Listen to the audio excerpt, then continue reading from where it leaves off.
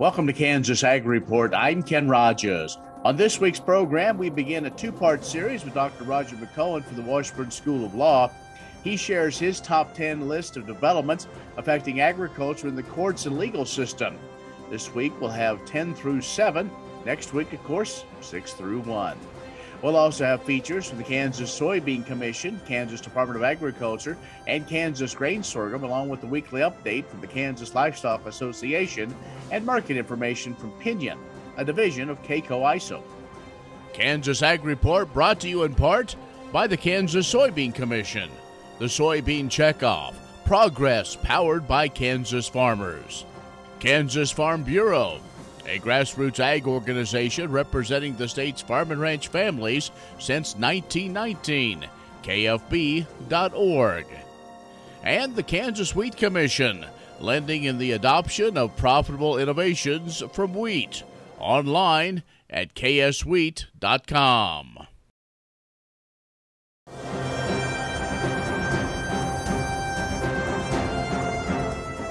In agricultural news from agview.net, President Joe Biden and Ag Secretary Tom Vilsack met with farmers and ranchers at the White House this week to announce a meat supply chain action plan.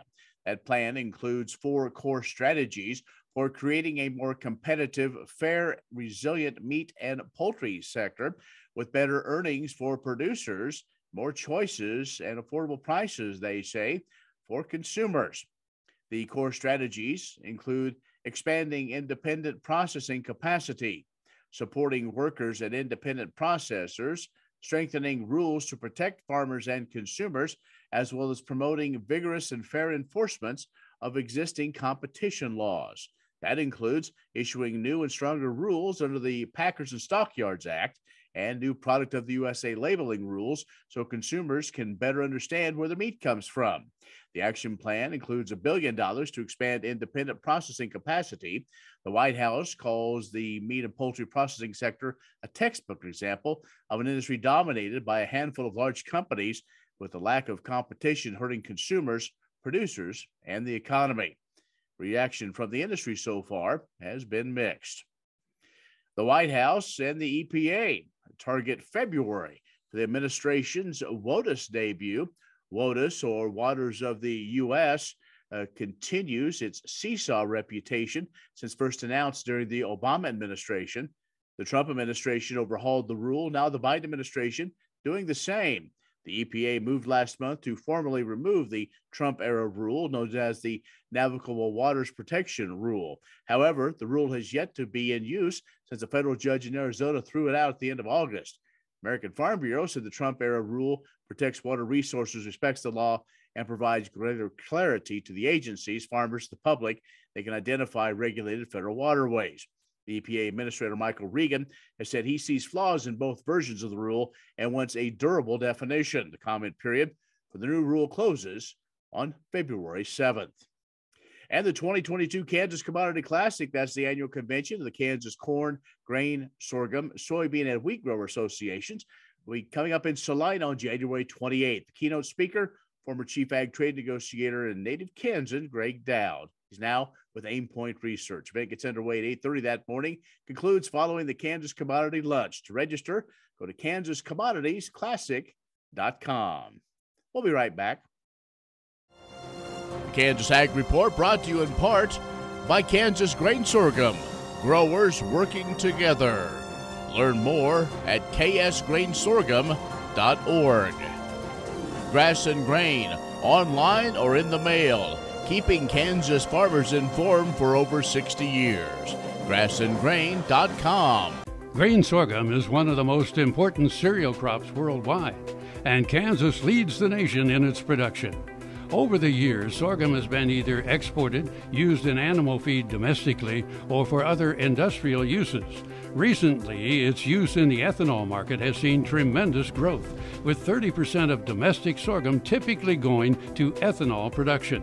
Kansas Grain Sorghum is committed to sorghum research, market development, and education. Learn more at ksgrainsorghum.org.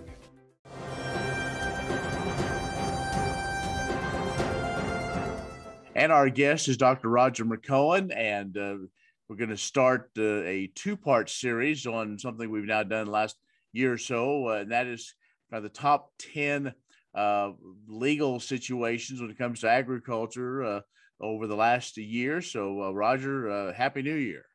Yeah, same to you, Ken.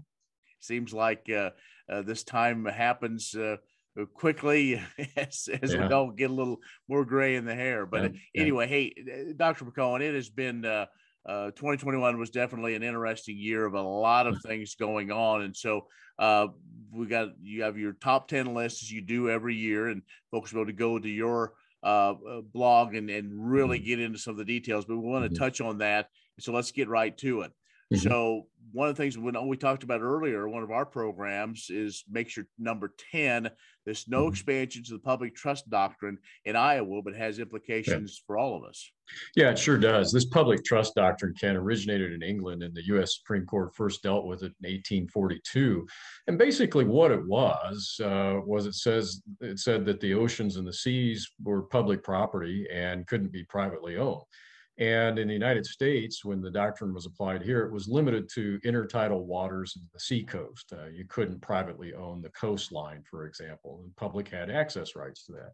Well, there have been a number of cases in recent years in this big Iowa case in 2021, but cases all across the country where various groups, primarily environmental groups, certain types of activist groups, have wanted the expansion of that doctrine to private land, farm and ranch land. And so far, the courts have said no. But if they were to say yes, that could impact ability to irrigate out of a stream, have your land designated as habitat for endangered species. And what happened in Iowa was that these groups wanted the legislature to be required to set higher limits on chemical runoffs, fertilizer, nitrates from farm fields. And the court said, no, we can't order that. That's not our job. If you don't like the rules, vote other people in that'll vote the way you want. That's up to the legislature. Number 9, which is one that many are very interested in, and that is the IRS regulations on the farm net operating losses and some interesting developments. Oh, this has created such a nightmare for farmers and their tax preparers over the last few years. We had a rule up to 2018, and then TCJA changed that. We had a 5-year carryback on our NOLs. We go to 2 years under TCJA. Then the virus comes in and Congress enacts the CARES Act, and then another piece of legislation late in 2020, and they changed the rules 4 times over that time span of just about 2.5 years. And IRS in 2021 said, all right, basically, if you locked yourself in under prior law for 18, 19, and 20 on a 2-year carryback, we're going to give you a procedure to get out of that and use a 5-year carryback. So that was the big news out of IRS in 2021, and that's really helpful to farmers and ranchers. We're talking with Dr. Roger McEowen, his top 10 list of things that affected agriculture through the legal system. We'll take a break, come back with more in just a moment. The Kansas Wheat Innovation Center in Manhattan is rediscovering ways to get improved varieties and new genetics in the hands of farmers faster. Grower-led and checkoff-funded research initiatives are bringing about positive change. This grassroots leadership provides a strong voice in Topeka and Washington, D.C. Now is the time to partner with Kansas Wheat in moving wheat forward. Kansas Wheat Commission and Kansas Association of Wheat Growers. Farmers investing in their future and yours. Log on to rediscoverwheat.org. What if U.S. soybean meal were more than a commodity? If seed companies and the soybean checkoff built a better variety? That future is here. The time is now. To meet end-user demands, the soybean checkoff is investing in the compositional quality of soybeans, including meal. A message from the Kansas Soybean Commission, the soybean checkoff. Progress powered by Kansas farmers. Next time you see a beautiful field of corn, reach out and thank the farmers who work tirelessly to raise corn for livestock feed, renewable fuels, and exports to feed a growing world population. The farmers on the Kansas Corn Commission work for Kansas corn with grower-funded checkoff dollars that support foreign and domestic market development, research, promotion, and education to expand opportunities for Kansas farmers. To learn more, visit kscorn.com. Many seed companies claim to offer the latest genetics, But how many have tested those genetics in soils just like yours? The Oldie Seed Know to Grow research program has fully tested the latest seed genetics in soils that are right in your neighborhood. The Oldie Seed Know to Grow program can recommend the best performing hybrids from technologies like Enlist, Extend, and Liberty Link that will optimize the yield and profit of every acre on your farm. Contact Oldie Seed today. Kansas Ag Report brought to you in part by the Kansas Livestock Association, supporting members' business interests and meeting consumer demands. KLA.org. Oldie Seed Farms, carrying soil-specific seed. Find them on the web at oldieseed.com. That's OHLDE seed.com. And Kansas Corn, building the future at kansascorn.com.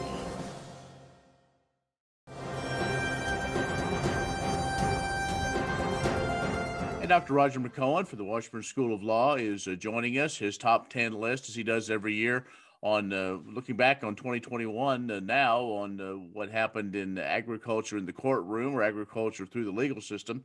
We're now to number 8 and the ag nuisance litigation in North Carolina. Dr. McEowen, this is one that really anybody in livestock agriculture was looking at. Yeah, this litigation in North Carolina started against Murphy Farms a number of years ago, and it's been going on for about a decade, but lots and lots of lawsuits against large-scale confinement hog operations in North Carolina. And every state has a right to farm law. And these cases in North Carolina also involve the North Carolina right to farm law and attempts by the legislature to provide greater protection to farming operations, all types of ag operations, against nuisance lawsuits. What happened in 2021 is that the state appellate court in North Carolina upheld the most recent amendments to the right to farm law as constitutional. If that sticks, I think that's going to give fodder for states all across the country if they're interested in providing additional protection for farming and ranching operations to model what they do after what North Carolina has done. Well, Dr. McEowen, the number 7 was one that we had a lot of discussion with even after we talked about it a little bit earlier this past year, and that is the federal court would determine whether you either withhold taxes or other taxes you prepaid could be deprioritized when it comes to filing Chapter 12. Yeah, the big deal, Ken, with a Chapter 12 is that a farmer can push the IRS to the back of the line and deprioritize tax liabilities. And that's a huge development because in the 80s and the 90s and up until the law was changed in 2005, if you had a creditor that was pushing you to dispose of some assets to pay off a loan or pay down debt, that would trigger a bunch of nasty taxes, recapture depreciation and capital gain and all kinds of things. And that had to be paid first before you paid anybody else. And a lot of farmers couldn't do that, and they were shoved into Chapter 7 bankruptcy and liquidated. Well, the rule changed in 2005, and now we can deprioritize all those taxes related to the sale of farm assets used in the business of farming. The question came up is, can we also deprioritize taxes that have already been paid, maybe because a spouse has an off-farm job and there's been withholding, or they're entitled to credits?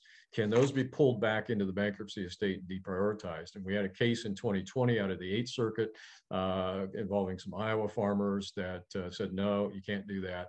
Then in 2021, we had a case out of the 7th Circuit from Indiana that kind of said yes, kind of said that 8th Circuit case is not on point, but kind of said no.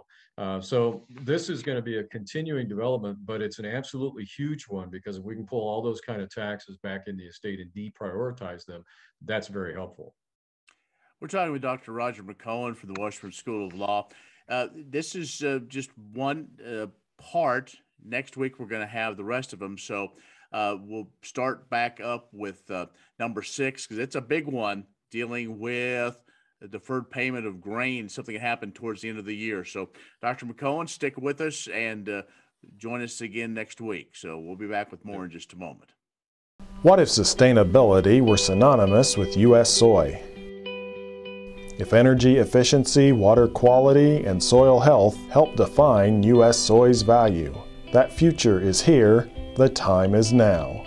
To meet end-user demands, the Soybean Checkoff is committing to sustainability that's achievable, worthwhile, and enduring. A message from the Kansas Soybean Commission, the Soybean Checkoff, progress powered by Kansas farmers.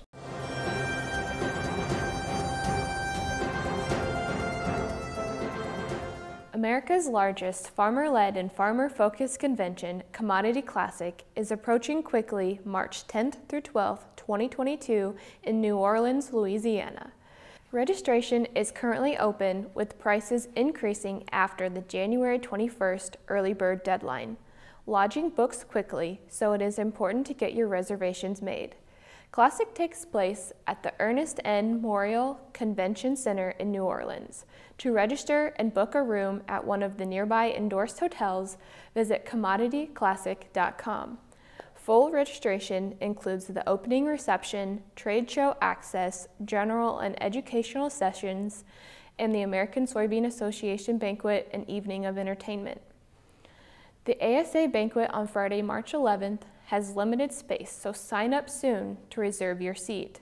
This banquet begins at 6 p.m. and includes dinner, awards, and entertainment.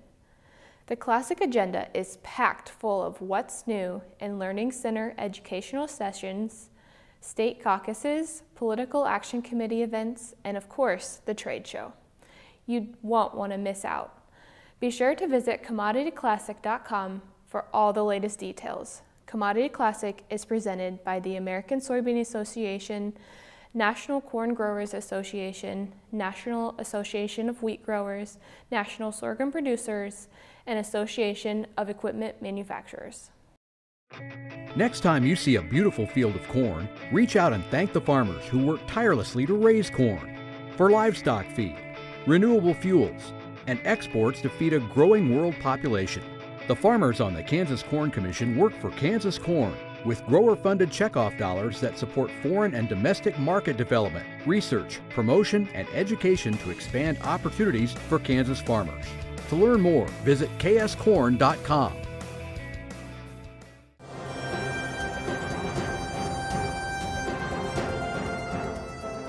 As we close the book on 2021, all of us at the Kansas Department of Agriculture want to thank all of you across the state of Kansas who make agriculture the state's largest industry, employer, and economic driver.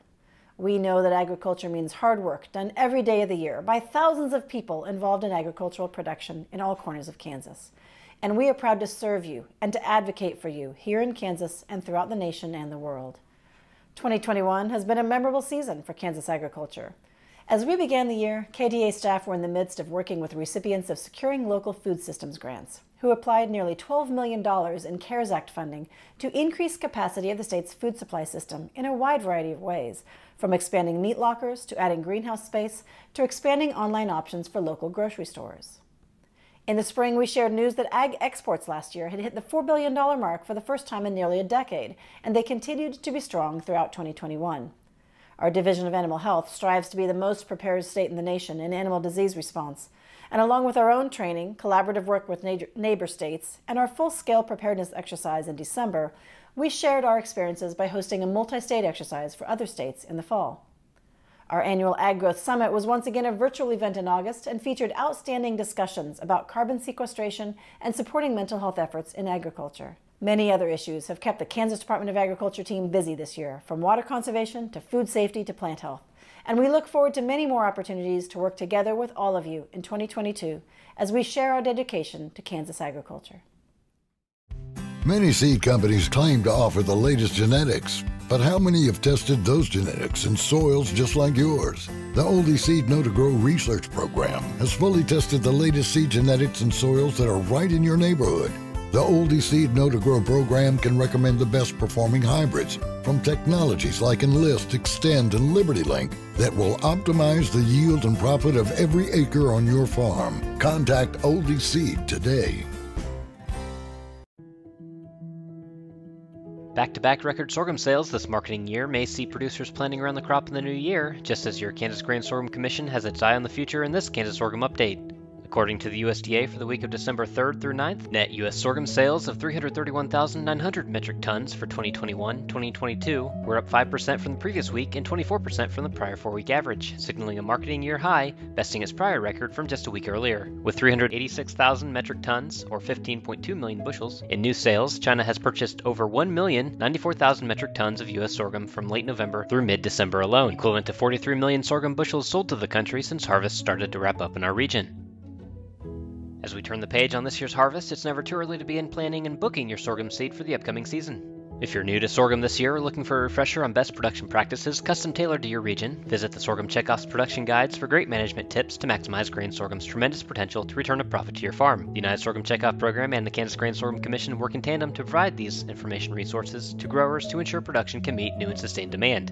And if you'd like your voice heard in the Commission's process to enhance producers' profit, the Kansas Grain Sorghum Commission will meet for its next board meeting on Thursday, January 27th in Salina, Kansas. And don't forget to register for the Kansas Commodity Classic to be held the next day in Salina, with noteworthy guest speakers covering topics from markets to climate trends. And for more information on these free resources and events, contact our staff by visiting ksgrainsorghum.org. For Kansas Grain Sorghum, this is Adam York. Grain sorghum is one of the most important cereal crops worldwide, and Kansas leads the nation in its production. Over the years, sorghum has been either exported, used in animal feed domestically, or for other industrial uses. Recently, its use in the ethanol market has seen tremendous growth, with 30% of domestic sorghum typically going to ethanol production. Kansas Grain Sorghum is committed to sorghum research, market development, and education. Learn more at ksgrainsorghum.org. Brent Mccullough operates a 2,000-acre grain farm in Jewell and Republic counties. The farm and limestone house he lives in was purchased in 1936 by his grandfather during the drought and depression.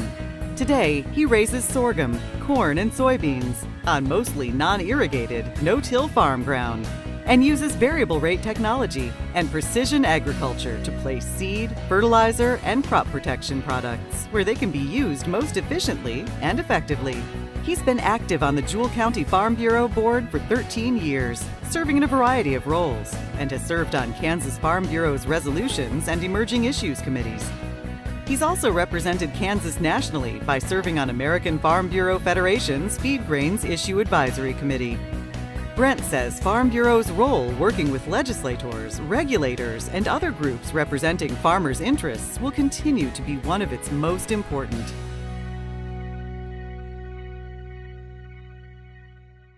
Imagine turning soybean oil, used cooking oils, and waste animal fats into fuel so amazing it drives U.S. jobs and our economy forward. Learn more about biodiesel at americasadvancedbiofuel.com.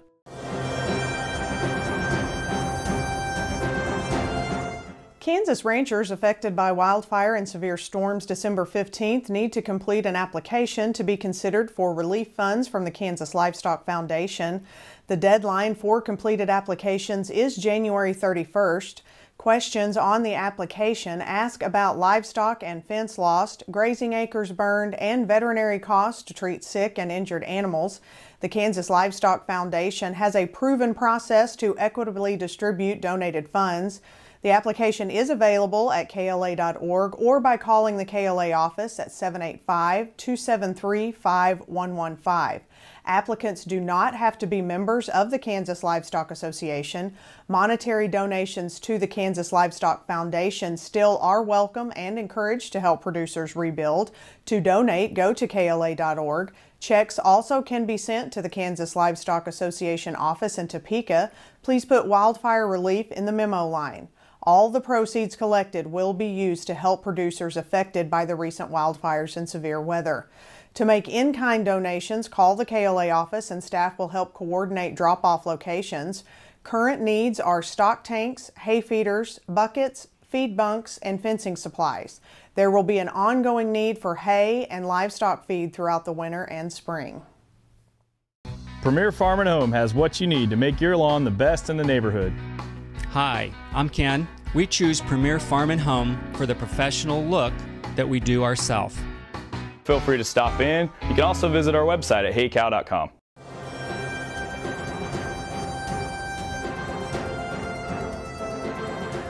Good day. I'm Derek Hermish with Pinion, a division of K-Coe Isom. Volatile grain markets are the new normal, it seems. The good thing about true volatility is that it creates much more opportunity than flat markets. However, your opportunity to experience regret is much greater as well.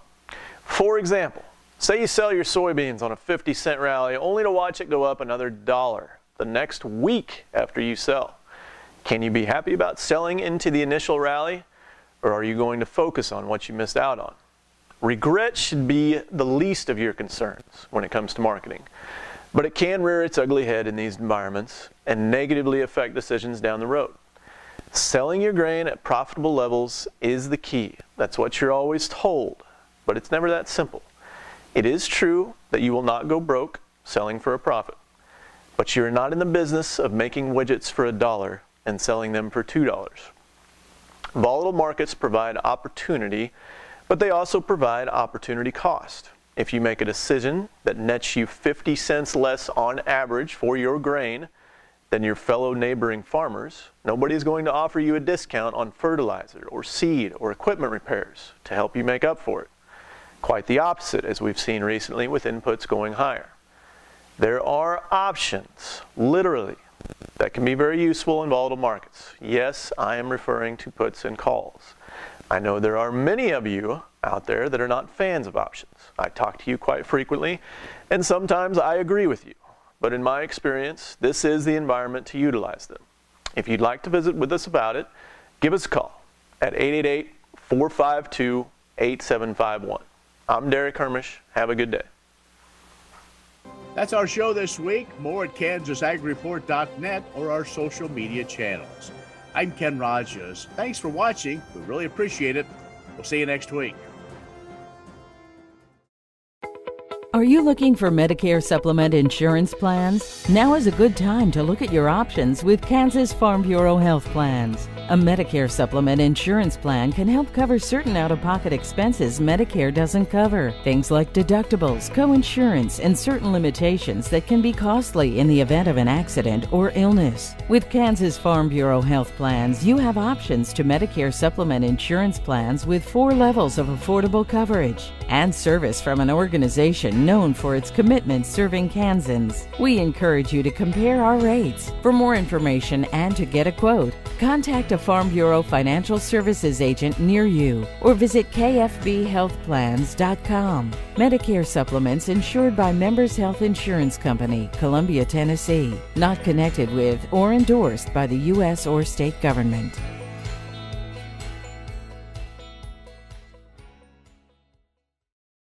Grain sorghum is one of the most important cereal crops worldwide, and Kansas leads the nation in its production.